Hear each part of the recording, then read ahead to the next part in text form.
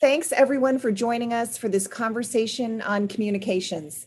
I'm Katherine Thompson, the Cathedral's Chief Development and Communications Officer and the Canon for Development. I'm so grateful that you're here with us among 20 friends of the Cathedral joining us today. As you comprise the Cathedral's loyal annual donors, we thank you for everything that you make possible in our mission to reimagine church with courage, joy, and wonder. It has been a special joy over the last few months to reopen, and many of us have discovered the miracle that during the isolation of the pandemic, we've also become closer as a community. In the next 30 minutes, I'm going to be uncovering those silver linings, or some of them anyway, in this time of great change, and we'll be updating you on new directions with the amazing people that you're seeing on screen. First, I'd like to introduce former Cathedral trustee, author, and founder and president of Forte, a national PR, content marketing, and social media firm, Lee Caraher, and Ivawu Slavitt, Grace Cathedral's Senior Director of Marketing and Canon for Marketing and Communications, who joined Grace Cathedral in May of this year. Thanks for joining me today. After our conversation, we're going to have 15 minutes for general audience questions, which you can write in the Q&A tab. Okay, to begin, Lee, can you tell the audience how you're involved with Grace Cathedral and its communication strategy? Well, we do not have enough time, but I will summarize. So I'm Lee Caraher, and I'm a former trustee of the Cathedral. I was a trustee for 6 years and on the search committee for Dean Malcolm. And I led the Committee on Trustees, which is the recruiting for new trustees and governance committee for 4 years. I'm also, and then we've moved to Wisconsin, although my company is still in San Francisco. So I had to leave the Cathedral's trustee board earlier than most because I'm physically not there all the time anymore. My agency, Forte, is a national public relations and strategic communications firm. And we started working with Grace, particularly on public relations, media relations, and crisis communication about a year ago, a little more than a year ago, as a stopgap. And it's going well, so we're still going. And then for the specific brand project that we're going to talk a little more about today, Forte was the lead agency, and I hired another agency to help me help Grace so that I would not unduly influence the outcome, as I am too close to the Cathedral to be unbiased. So and Grace Cathedral just has a huge part in my heart. So those are the ways I'm involved. I'm also still a member of St. Paul's Burlingame, where I was senior warden for 2 years and head of the choir school. So I'm a member of Grace Cathedral through the Episcopal Diocese. That's a pretty interwoven relationship with Grace Cathedral. So Eva, yours is similar in some ways. Can you please tell the audience about your history and role in the Cathedral? Yes, hi everyone. I've been at Grace Cathedral since May, and I tell everyone I was a secret Episcopalian. I've been a tech marketer for about 25 years, and I'm San Franciscan. I am actually a senior warden at St. Anselm's in Lafayette, still very actively involved there. I also run their homeless program there. But I am just super delighted to be here and be part of Grace Cathedral. This has been a beacon for me spiritually. This Grace has represented to me the fabric of the community of San Francisco. Being a San Franciscan and also growing up in the neighborhood where Grace is, it certainly is a homecoming for me in a lot of different ways, and just super thrilled to apply my years of marketing brand development experience here at Grace. Terrific. All right, Lee, you mentioned the branding project, which is one of the most transformative projects we're investing in this year. We decided to update our positioning so that we can have a clearer and more focused message for the new website that we're developing to launch this spring. Can you summarize for the community what brand positioning is, how you approach the work for the Cathedral, and what themes you uncovered while exploring the new positioning? So a brand positioning is, we call it a brand house in the marketing world, and it is what we use to describe an organization or a person or a product from who it is, who the core, what its core is, what its aspirations are, how it connects with the people that it serves and wants to serve. It defines language to use, it defines sentiment, it defines you. And basically Grace defines it, right? It does not exist for an organization like Grace has been around so long. It only exists through what is actually true. And the brand positioning, the communications framework that is really required for an organization like Grace to communicate with the very many people it needs to communicate with, not just from the pulpit, but through community and through its role in this community and through music and had not been updated in a long time, in a very long time. And most people think about brand as the logo. That is not what we're talking about when we're talking about a brand house. We're talking about the ethos and what the description is, how you would audible what the brand is of Grace. Had not been updated in a very long time. Of course, Grace has been through many changes since in leadership and in culture and our city has been through so much in the country. So it really was very out of date in the fact that probably half of it was no longer relevant in terms of the words we chose, in terms of the aspiration we were setting, in what was used and what would be used by Eva's group as a guiding principle. So they were having to recreate everything all the time, which is very inefficient and leads to disbursement. And so when we know we need a new website for Grace. There's so many new things on the horizon, but to have do the work of creating a new website without having a brand house is an exercise in futility, frankly, because it doesn't. Because where would you focus? Would you focus on the past, and how would you decide to focus on the future? So, Katherine and I talked earlier this year about you. Please don't do the website until you have a new brand identified and people are being excited about it, so that the web development team led by Eva can have an efficient, positive outcome. And Lee, can you talk a little bit about the inputs to the position? Sure. We actually already have a question about what's the name of the other firm we were working with. So if you could talk a little bit about that work and how we completed a pretty thorough research process this summer. In such a short period of time. So the other firm that we hired was called Nourishing Growth. It's a firm that I've worked with many years, who are just fantastic at what they do. They are not a church firm. There are many church firms. I believe that we did not want a church firm because church firms, in my experience, come to this task with a very built-in bias. And Grace is different, and San Francisco is different. So to have a firm that is firmly based in the San Francisco Bay Area is spiritual in nature, but had a different focus, I thought was really important. So in general, if you started a brand process, like from scratch, you would never agree. No one would ever agree to a 4-month period of time, ever. It would be, you would never do it. However, Grace has been, since Malcolm came to Grace, and I know the work of the board on this topic and the work with Katherine, we've been exploring what the future is for a long time. We've been doing a lot of surveys of congregants, of people in the community, of trustees, of staff, of staff with collars and staff without collars, of people at Grace Cathedral School for Boys, in the choir, not in the choir, in the outreach, all the stuff, right? So we've been doing a lot of that while I was still a trustee.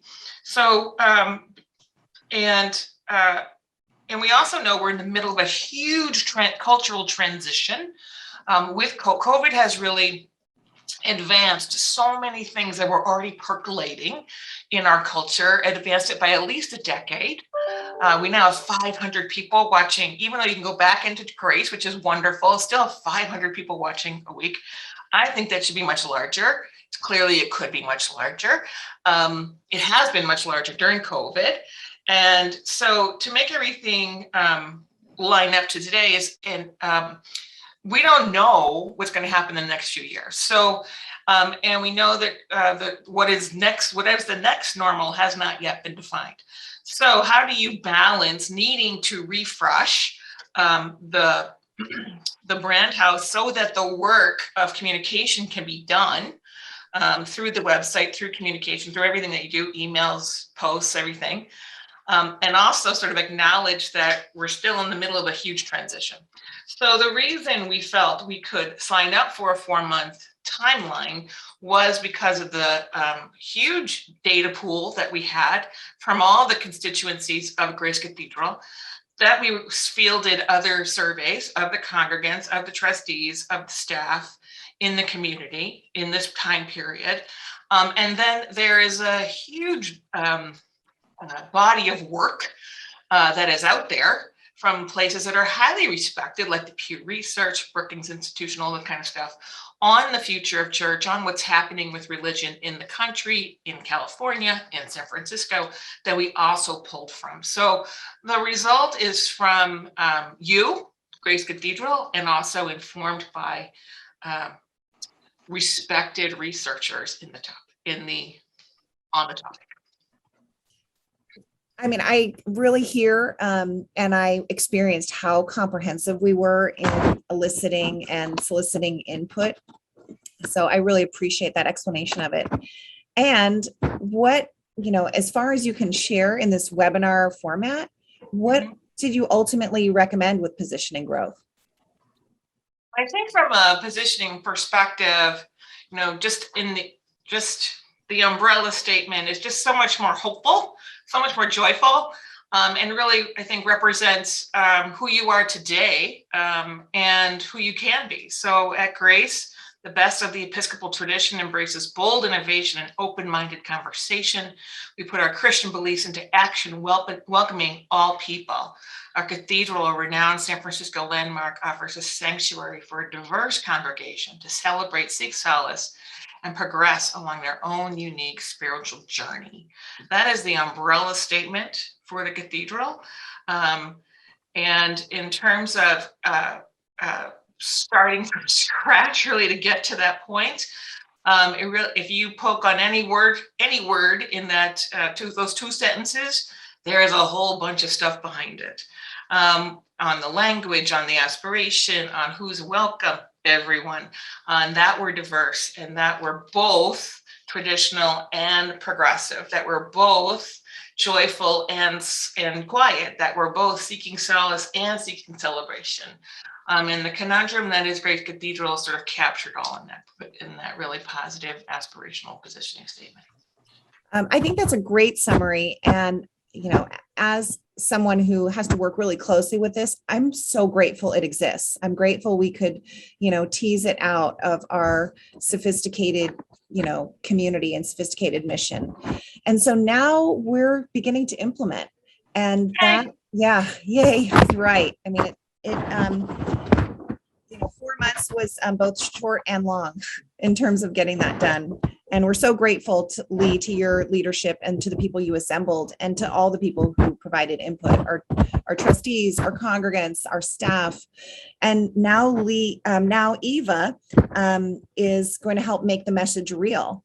So can you tell us, Eva, a little bit about the timeline of these 3 phases of branding work and who we're working with?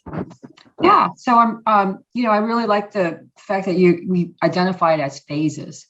What I also like to share with people is during the course of what we're doing, just to back it up, the brand positioning that Lee touched upon is extremely critical for us. It's sort of like explaining to people why we're choosing to build a house in a specific location. Because I like to be near the ocean versus other people who like to be near the mountain. So it kind of gave us that the relevancy that we needed and the idea to identify with who our audience was. So a lot of that work that was done, so grateful, really enabled us to feel much more comfortable and confident about where we're going now with our logo and brand design, as well as our website development. So to touch upon the phases, we are currently now embarking on a new logo and brand library design. And, when I came here, I remember the last time we did a logo was in 2007. Just take a step back and think about where you were in 2007 and where we are now. So it's really time for us to, again, address what's currently happening, the changing environment, but where we actually see us going as our North Star moving forward. So brand design, logo design, that's one of the phases that we're going through right now. We just embarked on a kickoff on Monday.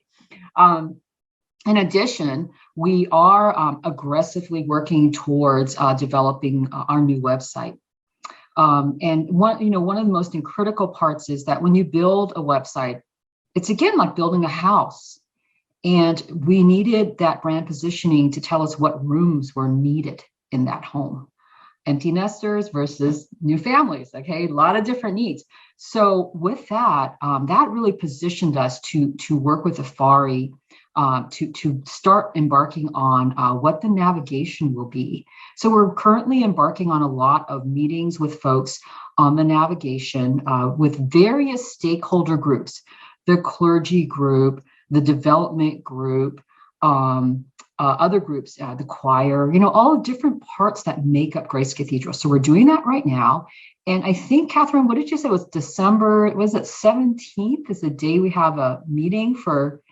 We're going to have a recap. Withafari, our web partner, is going to host a recap for the community on what they learned during the discovery process. So we get to learn, even I get to learn a week earlier what they're starting to come up with. So we're not completely surprised on the 17th, but I'm really looking forward to some new ideas about how people interact with us specifically on our website. And I'm sure other recommendations are going to come out of that as well. And it's been really interesting. A lot of very telling things. For those of you who are in San Jose, the Winchester Mystery House where there were like doors that didn't go anywhere. And right now we're working really actively with withafari, and we've discovered some doors that don't quite go anywhere. Okay, so that's what we've worked with, and I have to say a lot of credit to all the people who had been working on our website in the past and pivoting to support the needs, and it's just such a joy to actually have this opportunity right now to develop our new logo and our new brand library, and then also to build that website that we really truly need in order to serve that community that Lee and her team and all those people have surfaced up for us. So really great. So again, phases that are going through. Right now, we're in the early phases with the brand logo development. It's a very aggressive path that we have. I'm very, very pleased with the firm that we've chosen. There are two people that have formed together as principals. They came from some very well-known agencies. I don't know if you're familiar with Landor or Avenue A Razorfish, two of the preeminent branding local firms that I've worked with in the past and I feel very confident with. And I think also they both have a very strong background working with nonprofits. And also one of the principals is a native San Franciscan, I think third generation. So when I approached them, they were like, Grace Cathedral, yeah, are you kidding? So super excited to work with them.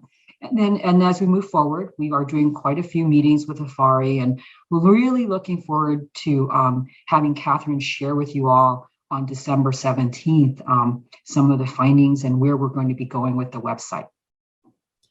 Thanks. Yeah, you really hear from Eva, not only how passionate she is about the work, but how many different work streams there are and how many people that she's working with, and a lot of generosity in the process.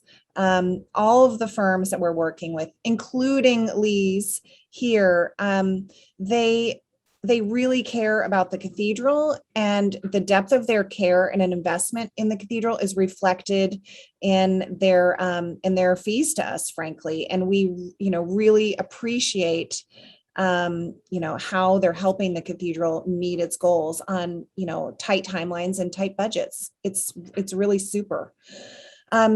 Eva, you spend a lot of time, engaging with the community that engages with us online. So what does community engagement look like in marketing communications? And how can the community be helpful to us in building our reach? What are your recommendations for how this community of supporters can be our ambassadors and our advocates? I love this question. Thank you so much for asking it. It has really been very interesting and a joy getting to know the community that revolves around Grace Cathedral. It's a very passionate community and very loving, very, very open and very honest. And so with that said, as the marketing communications person here, it's super important in every role, anytime, to be for our organization and for my group to be genuine, be authentic, and to, when we communicate with the community, is to really be credible. So we won't comment on things that aren't things that we feel like we have an understanding of, a thorough understanding of, or support of. We won't get into those spaces. But what we have discovered are these pockets within our community that we've started reaching out with. And I think that the numbers are showing it. We're going to be approaching double-digit increases in followings in our social media in the past 3-4 months. Super cool. But really, most importantly, is really being able to interact, engaging with our community. You'll see us more working and really utilizing voices that are out there that have actually been very quiet and wanting to support us at Grace and working with them. So you'll see us actually interacting more with influencers that are in the areas of the music and arts, that have been just like, where have you been? I've been tagging you forever, so it's that. But it's also, what's really very humbling for me is to reach out to folks in the LGBTQ community. Pride Steps has been extremely, it's been an honor to experiment putting Pride Steps out there. But most importantly, it has been a huge education for my team to see the impact and what that represented to people all over the world. Our marketing communications organization is very dedicated to looking at the data and determining what we can do with it. What we have actually discovered is pockets of people that are global, that have been looking at Grace Cathedral that we haven't been aware of. In South America, particularly, huge population, and them sharing our information and coming to Grace to take images and sharing back with them their community. That's a global reach that I don't think we really understood, earlier on. So I'm super excited about that, super passionate about that. But I think back to your question, Katherine, is what can you and the audience do to help us amplify what we are doing? For those of you who actually are active in social media, help us share what we're doing, help us communicate with us, dialogue with us online. We'd love to hear from you. So those are things that you can do.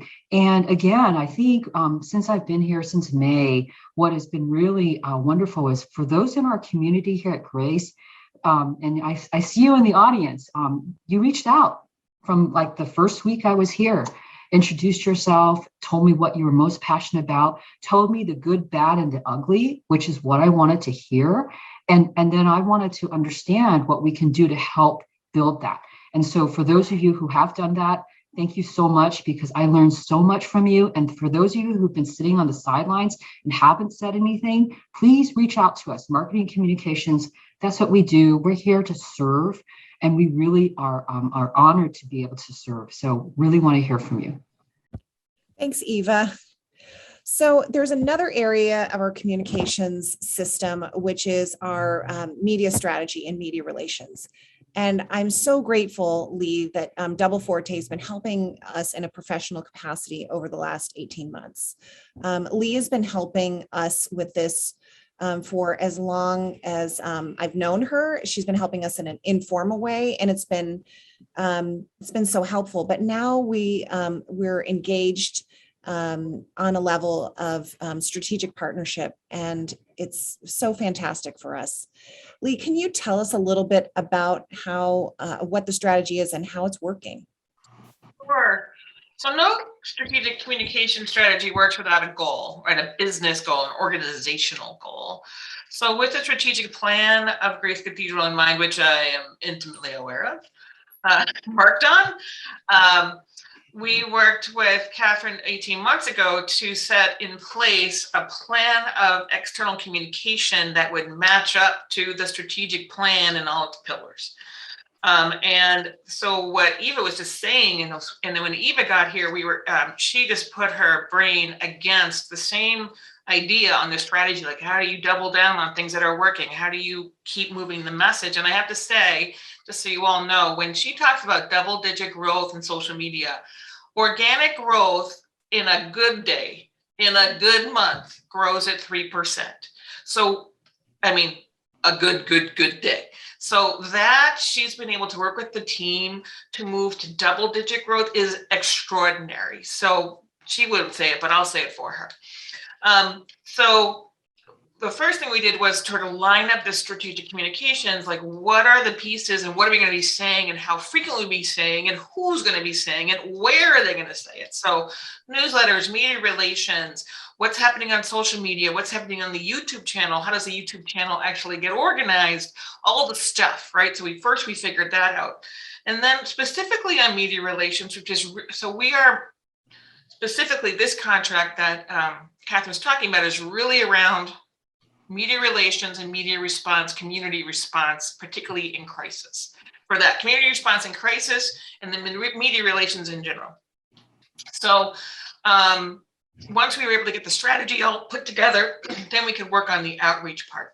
And we've been incredibly busy since we started just on that part, just focusing there. And we have seen that the good news is that it's working, and that the number of articles being written by Grace and using Malcolm and others as spokespeople has over quintupled from the previous time period, this previous 18 months period at the same time. And people are sharing that stuff. So some of the stuff that Eva is able to leverage is the media relations placements when all of those news crews showed up when you guys opened, when for music, for events, for if there is a crisis that Malcolm or even Bishop Mark responds to, that we are aligned on when to say it. We frankly, Grace responds much quicker than it ever has. And part of it is the timing, right? And how to make sure that we're taking advantage of what's happening in terms of time frames, so that we are part of the story that is the future of church, that demonstrate to the world what church can be. One of the goals of Grace Cathedral is to be a model cathedral for the world. And you can see that with what Eva is talking about, that it's working, right? People are coming from all over the world. And some of those things, what it means, what does that mean? That means that we put all the sermons up so that other people with collars, other clergy around the world can use the sermons that are spoken from our pulpit in their world too. Because if as a cathedral, the job of the cathedral is to share. The job of the cathedral is to convene. And so all of the communication strategy is built on that: sharing, convening, leading. That's what we do every day, day in, day out. want to say that one of the things that have, the secret weapon is actually the knowledge that Lee brings to the media strategy. Typically when I engage with a firm, a PR firm, it's, I have to spend a lot of time getting them up to speed on what my program is, my product is, what my goals are. It is unbelievable that we have someone who's actually been in the driver's seat with our trustees and is actually involved with our diocese in so many different ways, so that there wasn't a need to, she was way ahead of us. It's like, you've got to do this. Like, yeah, we know, so it's just such a wonderful opportunity to do that. And I have to say, again, the things that she says, all the outreach that she's been doing and helping us amplify our congregation, amplify Malcolm's messages, that's all what I would consider food for marketing to use to help build.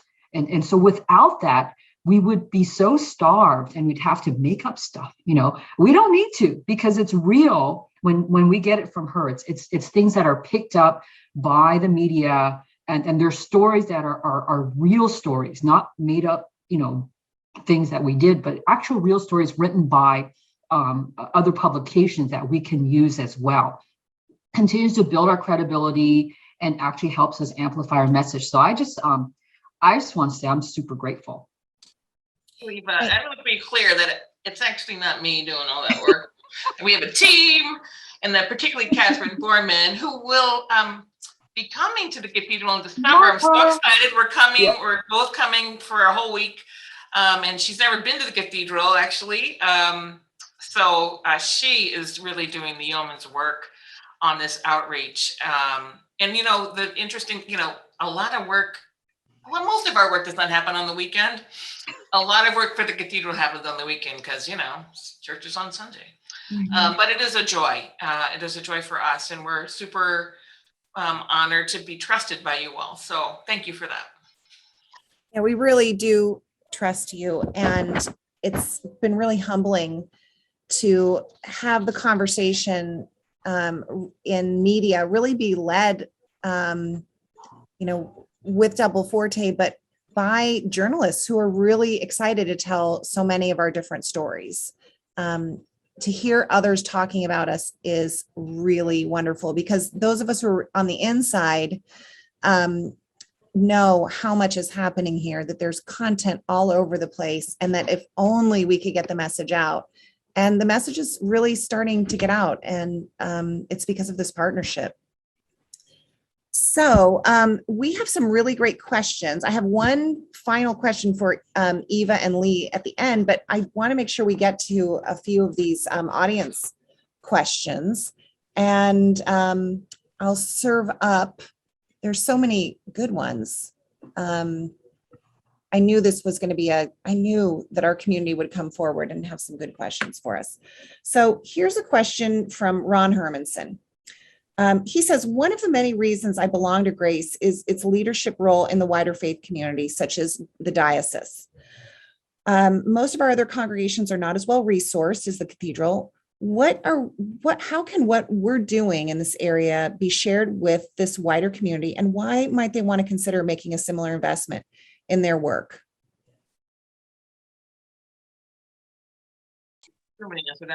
Yeah, I think so, Leigh. I think it's a good one for you. Well, speaking as a former senior warden from one of those parishes, and Eva's a senior warden now from another parish, I think it is a challenge, right? It is a challenge to be independent and to be part of, right? It is the Cathedral, it's the Episcopal conundrum of 9 answers on how to screw in a light bulb if you have 9 people there in the room. So first, I think as an example, one of the strategic goals for the Cathedral is to serve as a model that other people can copy. And so it has taken a while to get us into the position that we're on now, where we're having the double-digit growth in the social media, where we're actually experiencing the traction in media. It takes a long time. It doesn't just, it wasn't just like picking up a phone call and all of a sudden we got to 5X. 5X really has happened in the last 5 months out of the 18, right? So first is to show people how it can be done. And I think that once the website is done, then they will be in a much better position to share practically what smaller churches can do in their own organizations with their own resources. There's a lot there. And I know Bishop Mark has been very involved in the Brand House situation, ideation, extremely involved. I think he's probably spent more than 20 hours on it, which is an incredible amount of time for him to spend. So he is very invested in this and being able to share it and to share the resource that is grace with the rest of the cathedral, or rest of the diocese. So I think you'll see more of that in 2022 and beyond. But we had to get it into a good place first before we were in a position to be able to share best practices. Right. And Ron, I'd also like to add that we're putting these conversations on YouTube. And if you ever wanted to extend invitations to people in the diocese to, be a part of these conversations, to learn about what we're doing, we'd love to share that. So I've been really, both humbled and really just grateful that there's so much engagement in our system. And especially as we've been sharing more of the behind the scenes through these types of conversations and town halls, et cetera, like those are all mechanisms for sharing learnings and best practices and advice with people in other organizations and throughout our diocese. So I know that, just this medium is something that is really shareable and that we'd love to be more generous with. Nicole Stahl asks, are we doing anything to engage folks who attend services online from far away? When we had online coffee hour, it really helped to make them feel a part of the community. So I'm going to start, and then I'm going to lob this over to Eva, just by saying that, as Nicole may know, because Malcolm loves this statistic, and we just started learning it a couple of months ago, everyone knows at the cathedral that congregational stewardship is growing. It has been wonderful. And we've learned that both 9% of the pledging households and 9% of the total dollars pledged are coming from outside of California. There is another good chunk that comes from inside of California, outside of the Bay Area. So we actually have a lot of remote people who are very much a part of our congregation. And Eva's doing some things about that. Yes, so it is really touching when I'm monitoring the live streaming at 11 o'clock on Sundays, and we engage with those people who are coming in from Florida, coming in from Michigan, coming in from all these different states, and it's just really wonderful to see how our community is not just San Francisco. So we are very dedicated to continuing to foster and grow that. You'll see that as we regather and reopen, we will still have those elements of live streaming and in person. And we're going to just work on different ways to continue to engage with them. There's different mediums that are available to folks that they can carry through. And our sermons are curated in such a manner so that you can actually consume it later on YouTube or actually as a podcast. I don't think we've done a good enough job of promoting that per se. And so I think we need to just do a better job with that. And actually, again, with the support of this global audience that we're starting to attract, having them help us amplify it as well. So again, definitely this is what I think is a new normal. Church is going to be global. And what are we going to do? So I think also, again, with the website, what's super important for us is on the back end is understanding what type of technology we actually adopt with our website to actually make it easier for people to actually view and to consume and to communicate with us. And so that's part of the nuts and bolts of what we're doing with this new website development. And again, another thing that we want to bring to help foster that community. Just add to that one of the values in the new brand house is gather. To gather people, and it acknowledges that we're going to gather in person and gather online, and many people will do both. They will and or the people who live not in our area, it's a pilgrimage, right? Grace Cathedral is a pilgrim destination. And we believe that pilgrimage will be even greater after the pandemic has eased, because of what's happened in the larger audience of Grace Cathedral around the country and around the world. So in the new brand house not only acknowledges, embraces, but it also propels the cathedral forward in terms of thinking about all of the audience as one, in person and online. And I think right. just one other thing is, there may be people in the audience who are thinking, but well, what about my smaller congregation in another, my small Episcopal church? One of the things that with the new vestry class that we're fostering now to bring in on board as a senior warden in my small church, one of the things I have actually said is that we need to have one of the new vestry members must be a representative from our remote audience to give us that representation.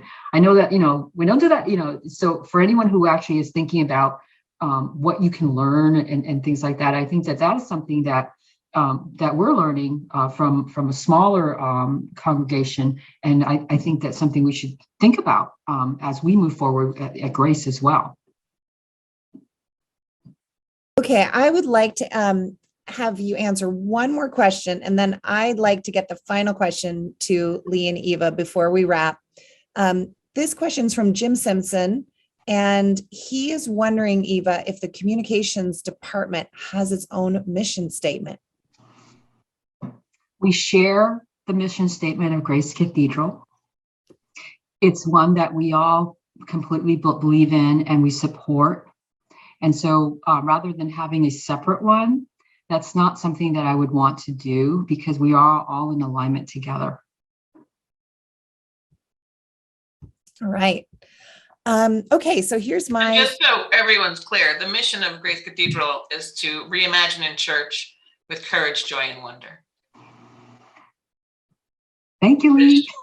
Courageous is what I would call the ladies on the screen here. So I love hearing when anyone can say that mission statement, just, without the notes, just to really know that is a memorable statement that we can all remember and share with others is so gratifying. So I just love hearing it. And thanks, Lee. Okay, so here's my last question. We've been talking a lot about how much change we're experiencing. We're seeing it everywhere. Some days it just feels overwhelming how much transformation and change and resetting and pivoting and swerving is occurring. So I know you're experiencing it too. Lee, you're experiencing it as the leader of a business. Eva's experiencing it as a leader of the community and a leader of department and a mission. In light of that, what are your hopes and dreams for the cathedral in the next year and maybe even beyond? who do you want to go first? Let me go first. I'll go first. My hope for Grace Cathedral is that Grace lives into its potential. And I think that the structures and potential, living into potential requires process and requires procedure, even though it sounds really boring, right? And I really am so excited about this foundation that we've built that is really from the cathedral. It's not something that was imposed, nothing's being imposed on the cathedral. It's from the DNA of the cathedral about the future, that you will have the structure and process that allows Grace to reach its potential. Because I think we are, as trustees, I know when I was a trustee, I was like, oh, if only. We have so much potential. And it requires process and dedication and time and effort and work, right? None of this happens like willy-nilly, right? So I think that the investment in these things, these tools, are what will propel it forward. And I think if we can live into the future, live into our potential, and think about being for all, being welcoming to all, to being a model for all, sharing and being generous with what we've learned and what we do wrong and what we do right and what we can share with, then that just means that we're going to be even more relevant in the future than we are today. And in the end, that is what the future, I mean, if we're not relevant, it doesn't matter. So if we don't imagine church to be relevant in tomorrow, then we all fail. And I think that that's really where my hope and dream is, that we live into our potential so that other people can too.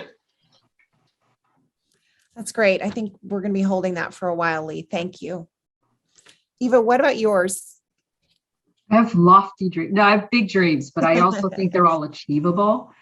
The image I have is that we all lock arms together and we focus on our mission and we stay focused to do that. We do have a huge opportunity right now because nothing's normal. People are still trying to figure things out. What we do know is that people are coming to us and they're looking for us to help them. What does that mean? It means that, again, the relevancy, the credibility is super important for us. But I also think that, you know, it's a huge it's huge opportunity for us to actually be that beacon in San Francisco, to be able to serve that community that is so different, and to be able to serve all those different threads that make that fabric of San Francisco. We have that opportunity. We have the passion within our entire ecosystem of people that belong to us that want to do that. And so at this point, it's important for us to lock arms together, stay focused, and to be able to deliver that. That's great. It's a wonderful note to end on. I'm so grateful to have you and you, Lee, and you, Eva, as partners in this incredible journey to reach people and to reimagine church with courage, joy, and wonder. Thank you so much for being with me here today. And thank you for your partnership and for the partnership of your teams in our mission. I always wish we had more time. These conversations always go right up to the minute, and we're even a little bit over today because there was so much to talk about. So thank you to the audience for sticking with us, for your great questions, for your amazing engagement. You know, just a lot of generosity. Even on a Zoom, we feel it. In this time of great transformation, and when we can be as closely connected as we are, it's really never been more important to us. So thank you again for being with us and for all that you make possible. On December 9th, we're going to be talking about Christmas. So there'll be another conversation scheduled then, and I hope you'll join us for that. There's a lot to talk about. I'm not sure who is going to be on the screen at this point because everyone's an expert in Christmas around here. So we'll figure that out. And again, if you want to watch this conversation later, you're going to find the video on Grace Cathedral's amazing new YouTube channel. All right, this concludes our conversation. Have a great day, everyone. It's National Philanthropy Day, so have an extra great day. Bye.